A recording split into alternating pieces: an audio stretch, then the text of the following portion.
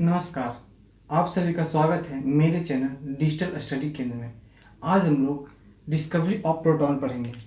पिछले क्लास में हम लोग डिस्कवरी ऑफ इलेक्ट्रॉन पढ़ लिया था। आज हम लोग पढ़ेंगे डिस्कवरी ऑफ प्रोटॉन।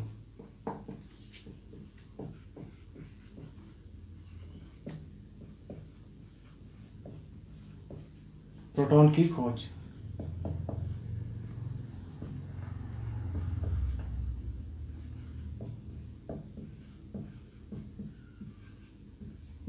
देखिए, डिस्कवरी ऑफ प्रोटॉन का जो श्रेय है वो ई गोल्डस्टीन को जाता है।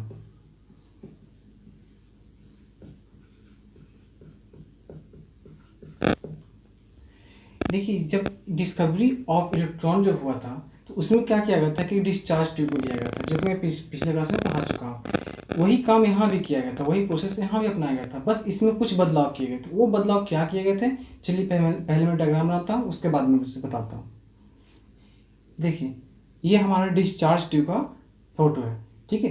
देखिए, ई गोल्डस्टीन ने क्या किया था कि एक डिस्चार्ज ट्यूब लिया, और जब इलेक्ट्रॉन की खोज हुआ था तो उस समय जो इसके अंदर प्रेशर रखा गया था वो 10⁻³ Hg/mm था, ठीक है। लेकिन ई गोल्डस्टीन ने क्या किया, इसके अंदर के प्रेशर को थोड़ा सा कम कर दिया, ठीक है। और उसने इसके अंदर के प्रेशर को क्या किया, 10⁻⁻1 Hg/mm कर दिया, ठीक है। और हाई वोल्टेज सप्लाई किया गया। वो वोल्टेज है 10 kV टू 20 kV। जब उन्होंने ये वोल्टेज सप्लाई किया तो उन्होंने देखा कि जो पॉजिटिव टर्मिनल से जुड़ा हुआ है, जिसे हम लोग एनोड बोलते हैं, और जो नेगेटिव टर्मिनल से जुड़ा हुआ है उसे कैथोड। ई गोल्डस्टीन ने ये ऑब्जर्व किया कि कुछ विजुअल लाइट जो है वो एनोड से, विजुअल लाइट, ठीक है, जो एनोड से दिखने वाली में कलरफुल लाइट जो है यहाँ से निकलते हुए, एनोड से निकलते हुए कैथोड पे हिट कर रहे हैं, ठीक है। अब जब लाइट निकल रहा है तो इस बात को ये समझना मुश्किल था कि वो लाइट इधर से निकल रहा है कि या इधर से निकल रहा है, क्योंकि वो लाइट बहुत ही फास्ट थे। तो उन्होंने क्या किया कि इसके आगे फ्लोरेसेंट मटेरियल लगा दिया, फ्लोरेसेंट मटेरियल, ठीक है, और इस इधर भी लगा दिया, ठीक है। तो और इसे क्या किया, परफोरेटेड कर दिया, मतलब छोटे छोटे छिद्र कर दिए गए।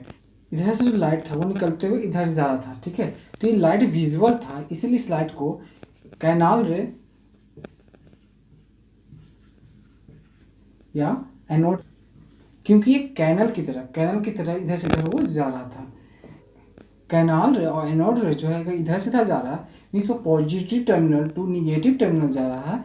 दैट मीन्स इसका मतलब ये हुआ कि वो पॉजिटिव पार्टिकल है, तभी तो उसे अपोजिट पार्टिकल जो कैथोड, जो निगेटिव टर्मिनल है, वो उसको अट्रैक्ट कर रहा है।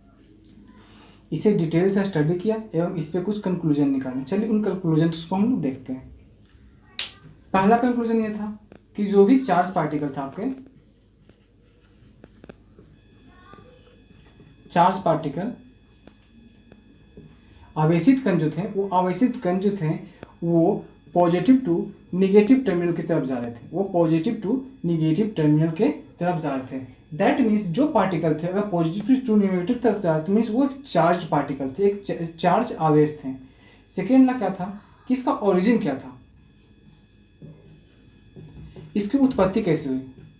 तो इसकी उत्पत्ति देखिए, जब डिस्चार्ज ट्यूब को लिया गया, ये आपका एनोड रखा गया और ये कैथोड, तो इसके बीच में कुछ गैस के पार्टिकल लिए गए। तो गैस के पार्टिकल लिए गए, तो जब एनोड उस पर चार्ज अप्लाई किया तो इस गैस के पार्टिकल जो भी थे, इसमें से क्या हुआ, इलेक्ट्रॉन निकल कर वो एनोड की तरफ चले गए। अब गैस के पार्टिकल जो जिसमें से इलेक्ट्रॉन निकल के एनोड के पास चले गए, तो ये पार्टिकल कैसे हो गए, चार्ज पार्टिकल होगा। वो भी कैसे चार्ज, तो वो पॉजिटिव चार्ज पार्टिकल होगा, पॉजिटिव मतलब धनावेश हो गए। तो अब ये पॉजिटिव चार्ज पार्टिकल हो गए, तो अब उसे क्या करेगा कि नेगेटिव टर्मिनल जो कि कैथोड है, वो अपने तरफ क्या करेगा, उसे अट्रैक्ट करेगा। और यही जो है विजुअल रे के रूप में ई गोल्डस्टीन को डिस्चार्ज ट्यूब के अंदर दिखा था। तो इसकी उत्पत्ति कहाँ से हुई, इसका ओरिजिन क्या रहा, तो ये जो पार्टिकल हुए ये क्या हुआ, गैसेस आए, और यही गैसेस आयन जो थे वो एक कैनाल के रूप में इधर से इधर जा रहा था। तो हम कह सकते हैं कि कैथोड रे, सॉरी एनोड रे जो है उसकी उनकी उत्पत्ति क्या रही होगी, तो उनकी उत्पत्ति गैसेस आयन रही होगी। अब गैस, तीसरा प्रॉपर्टी क्या था, तीसरा प्रॉपर्टी यह था कि जो कैनाल रे था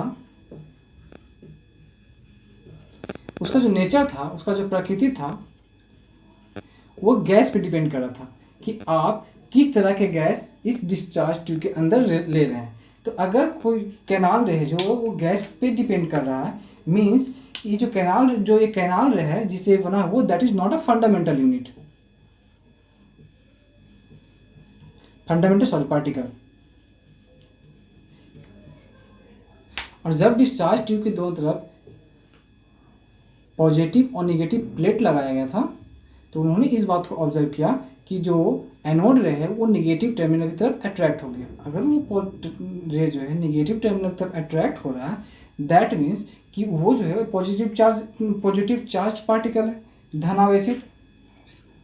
और उन्होंने इस बात को भी ऑब्जर्व किया कि जब इनके बीच में अपारदर्शित ऑपिक सबस्टेंस रखेगा तो यहाँ उन्होंने शैडो भी देखा। तो इससे क्या पता चलता है कि ये जो है लाइन वो एक स्ट्रेट लाइन में फॉलो कर रहा है, जैसे कि हमारा डिस्कवरी ऑफ इलेक्ट्रॉन हम लोगों ने पढ़ा था।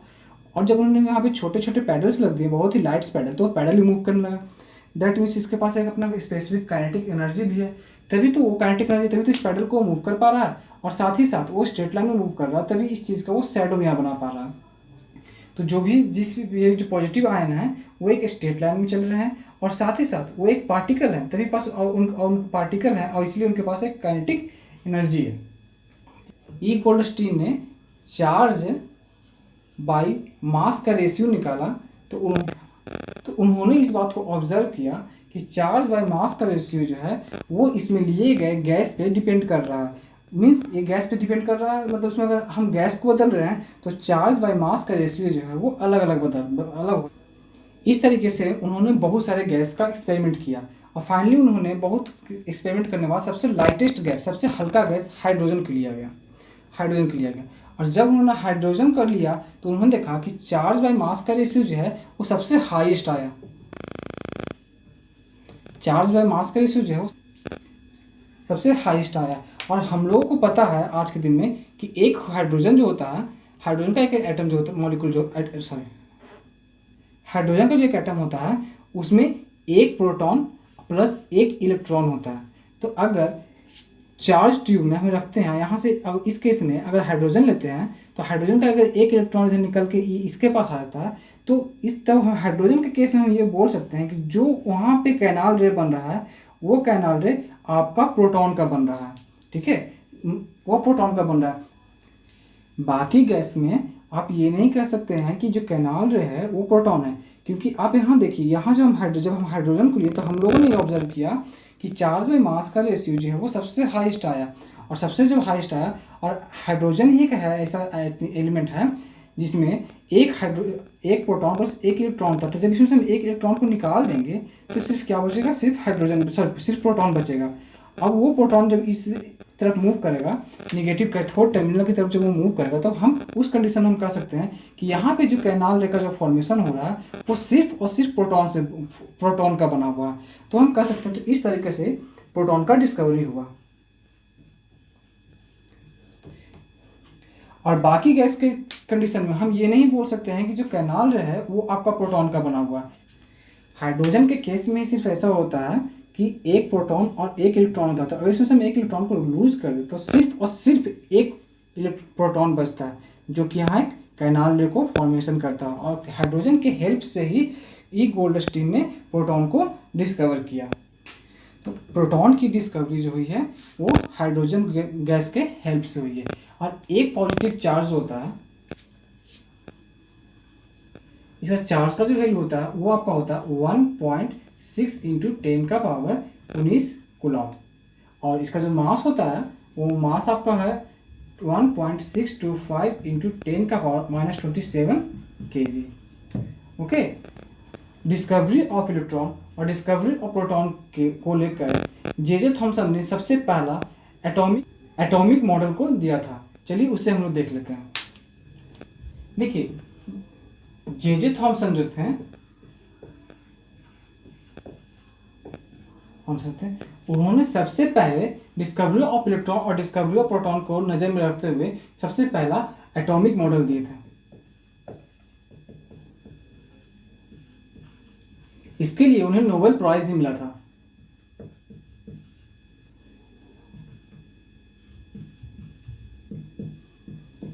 अलग बाद में एटॉमिक मॉडल फेल कर गया, फिर भी उस समय ये एटॉमिक मॉडल बहुत अच्छा था। देखिए उन्होंने एटॉमिक मॉडल क्या दिया था। उन्होंने सबसे पहला दिया कि जो भी एक एटम होता है, जो एटम होता है वो atom is a positive charge sphere. उन्होंने कहा कि एटम जो होता है, परमाणु जो होते हैं, वो एक पॉजिटिव चार्ज स्फीयर होते हैं, वो एक गोला होते हैं जो सिर्फ और सिर्फ पॉजिटिव चार्ज के बने होते हैं, जिसमें पॉजिटिव चार्ज हर तरफ फैला होता है, कुछ इस तरीके से ये था। और दूसरा उन्होंने बात कहा कि जो इलेक्ट्रॉन होता है, इलेक्ट्रॉन जो होता है इसमें इम्बेडेड होते हैं। इम्बेडेड का मतलब कहीं कहीं बीच में इलेक्ट्रॉन इस तरीके से फंसा होता है, इस तरीके से, ठीक है। तो कहीं कहीं बीच में इलेक्ट्रॉन फंसे होते हैं। इसे हम लोग प्लम पुडिंग मॉडल भी कहते हैं।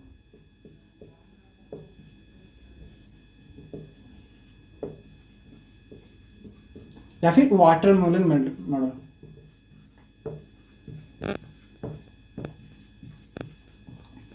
क्यों? प्लम पुडिंग जैसे खीर होता है, खीर में सब तरफ क्या होता है, दूध ही दूध फैला होता है, और उसमें कहीं दूध होता है, और उसमें कहीं कहीं काजू, इस तरीके से किशमिश, ये सब होते हैं। तो इन सभी को उन्होंने इलेक्ट्रॉन से कंपेयर किया। और ये जो मिल्क था, मिल्क को उन्होंने किससे कंपेयर किया, प्रोटॉन से, ठीक है। जिस तरीके से वाटरमेलन में हर तरफ लाल पार्टिकल्स होते हैं जिसे हम लोग खाते हैं, और उसमें बीच बीच में कहीं कहीं वो काला काला बीज होता है।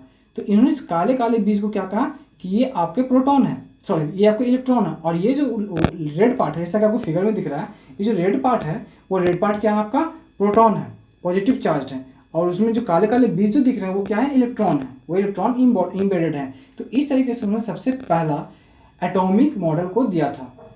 और उन्होंने ये भी बात होता कि एक एटम जो होता है इलेक्ट्रिकली न्यूट्रल होता है।